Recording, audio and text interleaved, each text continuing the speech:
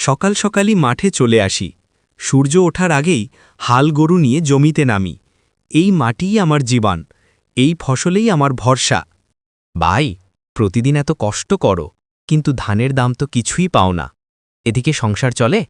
চলে না ভাই, সংসার চলে শুধু আশা আর ধৈর্যের ওপর।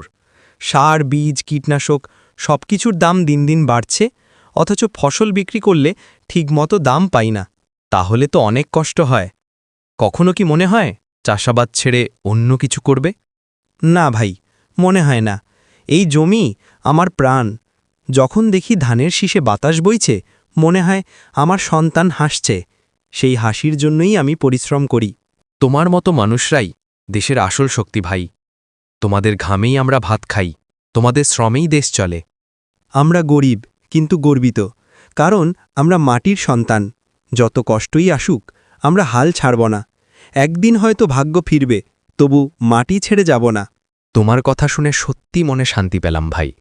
তুমি যেমন পরিশ্রম করো, তেমন মনোবল খুব